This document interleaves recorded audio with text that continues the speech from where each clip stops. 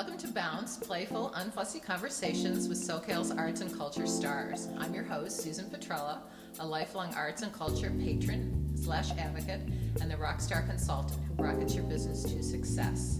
Each Wednesday, and now today it's Thursday, I'm hanging out with cool, clever, creative individuals. Today's guest is Kevin Scianni.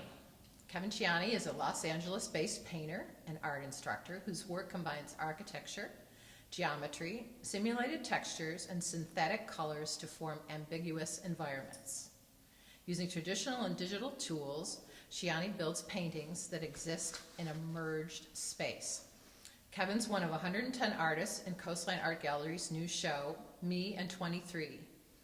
Me and 23 is an exhibition that has its foundations in the popular genetic testing site, 23andMe. It's a play on words, riff, as it relates to the creative community that surrounds Coastline College's art gallery and how it's made up of different types of artists and styles. This is the DNA of our community. And Kevin's work in the show is called Interface 2024. Welcome, Kevin. Thank you. Thanks for having me. You're very welcome. So let's go to your paintings exist in a merged space using traditional and digital tools.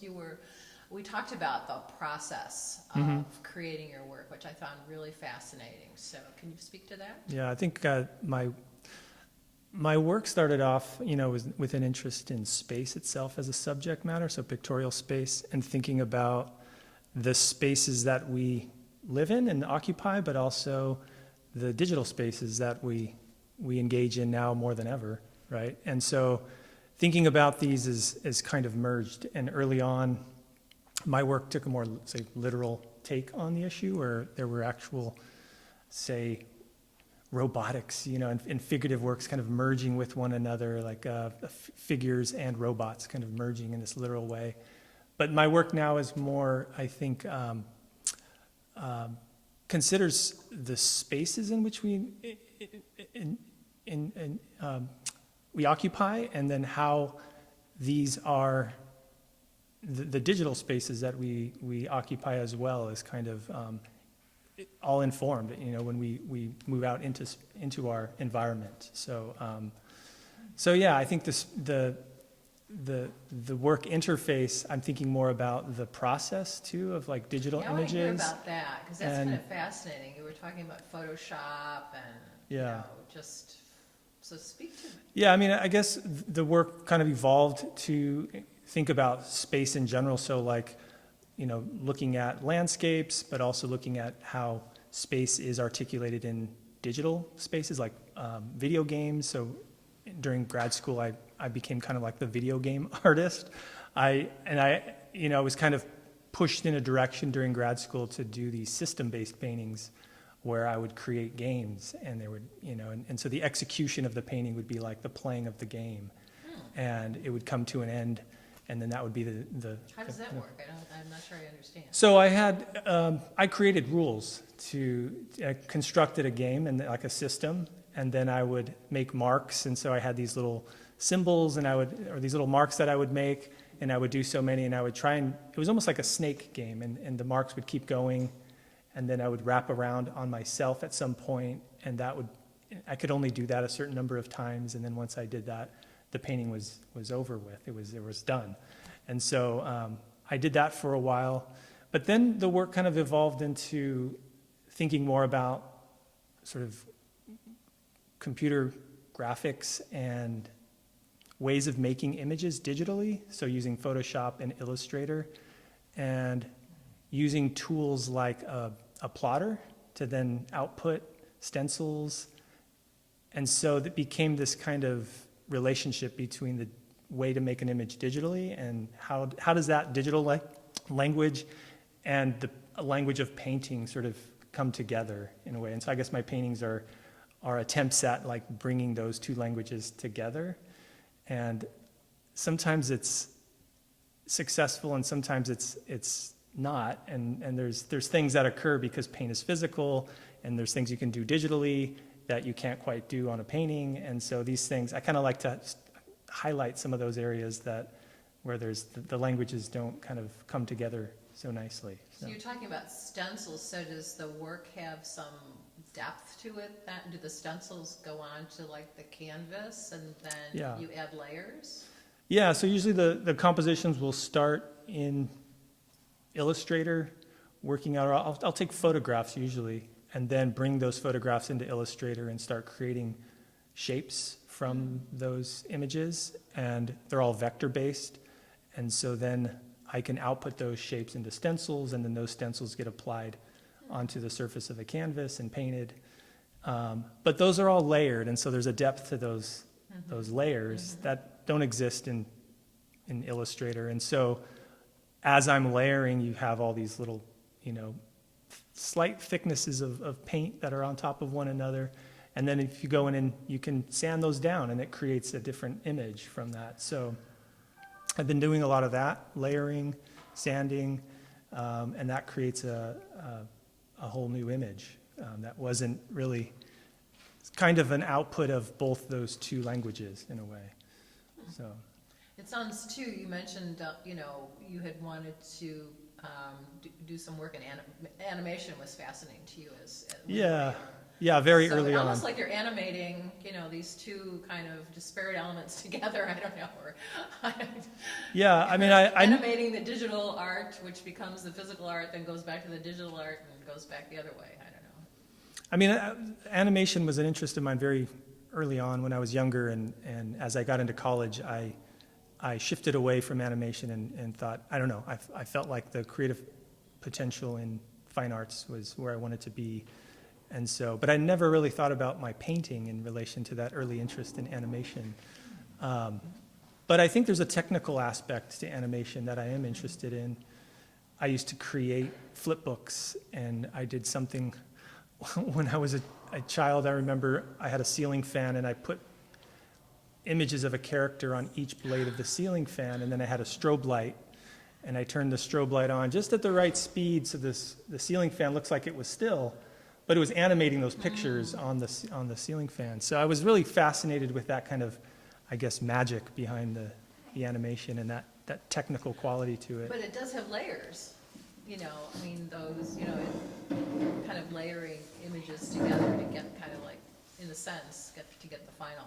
Mm-hmm. Yeah, Mm-hmm. very interesting. Yeah, I mean, there was multiple drawings that were made to.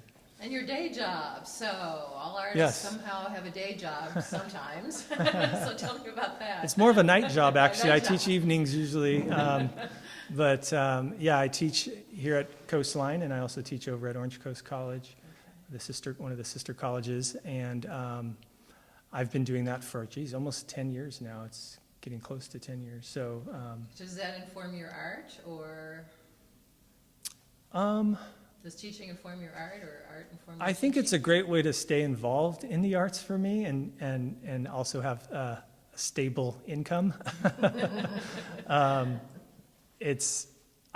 really love teaching. I like preparing my classes and thinking about how to improve a lesson, and early on, especially here at Coastline, was some of my first experiences teaching, and there was a lot of trial and error and a lot of error. And so over the years, like learning how to better design a lesson, or I do enjoy that. And I recently put together an OER, which is a cost-free textbook from free sources online. And that was kind of a fun project that I took on. So students wouldn't have to pay for their textbooks when they take my class. But I enjoyed those kinds of projects. And then also it's a textbook that's really adaptable now. So I can, if there's something I want to change, I can easily do that. So. And are you teaching in person or online? I do both. So I'll teach in person. I teach a studio course at Orange Coast College in person, and then at Coastline here teaching online mainly. So. How does that work, teaching an art class online? Well, the class I teach here is a lecture-based course, so it's okay. not a studio course. I did have to teach the studio course online during COVID, and it wasn't ideal, but I think it works out. I mean, there's benefits to it. One of the hard things, though, I found teaching a studio course online was it's really hard for students to collaborate and look at one another's work. And so I tried to replicate that through like discussion boards, but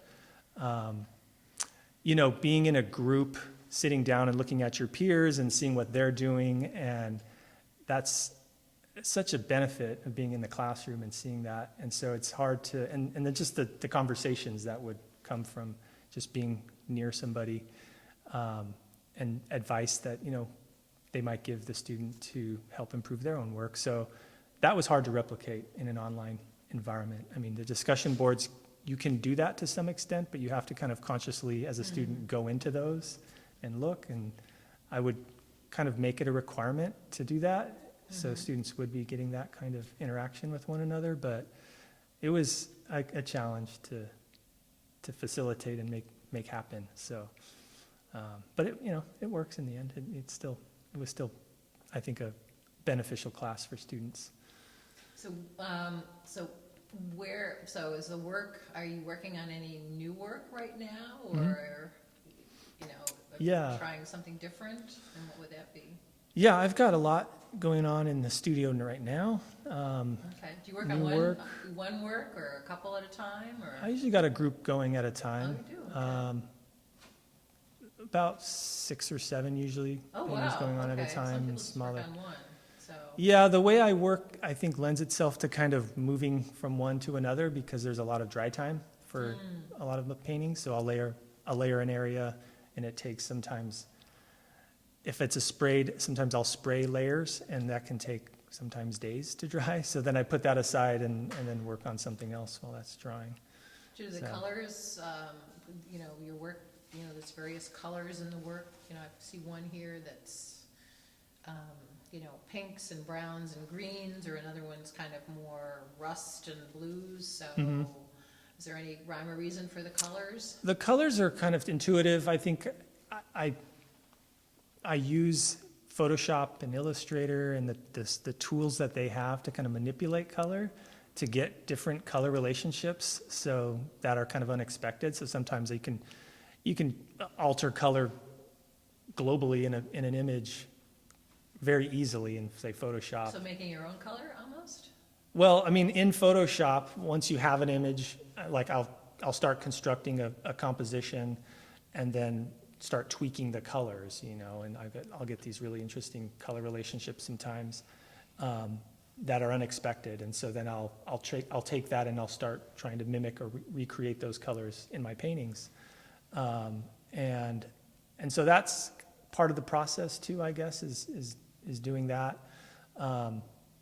Taking photographs too of the work as they're in progress, and then bringing those into Photoshop and manipulating what's there, or adding layers on top. That's another part of this. So it's a back and forth. So do you have that for each of the painting? Do you have that kind of history of the work or whatever? Because I know that in talking to like Serena Potter, she's got this whole kind of, all the ephemera that would like go, with the work or whatever, her sketchbooks and photographs and everything. Yeah, I mean, I have a lot of files in my computer that have all these different versions of a painting, and notebooks too. Sometimes I'll print them and stick them in notebooks, and I can kind of go back and see, sometimes it's fun to go back and see where the painting was, and how there's a lot of layers and added elements to works that are digital that just never come to fruition either. So like I'll start going down a path, creating a composition, and then I'll start making marks on the canvas. Like, okay, I'm happy with this. I'll jump to the canvas and start making marks. But that takes a long time to get. That process, the painting process, will take a long time to start getting all those layers down. Oh, okay. And so in that process, my mind, often the creative aspect of the work will shift. And so I'll go back to the digital image that I was using as a reference and say, no, I want to change this now. And so the whole thing kind of changes. A lot of times I'll get to a place digitally, and then I'll use that as sort of a starting point for the painting. But then I get to a place in the painting, and then I'll photograph it, take it back into the computer, manipulate that. So how and long it's might just, a work take then? can take The longest of what paintings take? a couple months to almost a year sometimes. Oh, okay. Yeah. It's a pretty long process. So that was one of my questions, like, when do you know it's done?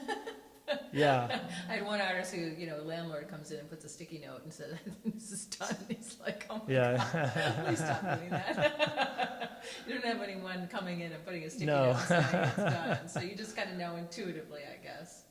Yeah. Yeah. Yeah. I think it's just a feeling. I mean, you sometimes you think it's done and it's not, and you then go back. You might have shown the work, and you go back and want to add more to it. An instructor of mine, I remember telling me, paintings they're not. It's not like a relationship. I mean, you can just set them aside and leave them there and abandon them for a while, and then come back to them and work on them when you want to. So that happens a lot. I mean, or sometimes I think they're done, yeah, and then I'll find, maybe I can make, or something will occur that I feel like the painting needs something, and I'll just go in and start. Do you have a regular schedule of when you work? I have kids, so no. I just get in whenever I can, kind of, I try to. The studio's at home then? Yeah, the studio's at home. I try to get in there during the day. I usually teach in the evenings, so I try to give my studio time in the day. But it can be challenging with the emails and the kids, and then so sometimes it's just whenever it fits, right? Do you have some budding artists with your children? I think my daughter just turned 10. My son's going to be turning 8, and I think they do show some signs of artistic ability and skill, but I don't know how interested they are at this moment. I remember when I was their age, I was definitely drawing a lot more. Okay. So I'm not sure. Maybe it'll come. My son's pretty good at the piano, and we'll see if he takes that on. I don't know. Okay, well, maybe he'll. Who just got their Hollywood Walk of Fame? I can't pronounce his name. Lang. He just got his Hollywood Walk of Fame. The Chinese gentleman, pianist. Oh, okay. No, I'm not familiar. Yeah. So. Say Lang, but that's not okay. how it's pronounced. Well, thank you very much. This has been a real pleasure. Thanks for having me. You. So you've made Bounce. A special thank you to our generous sponsor, Coastline College, its Fine Arts Department.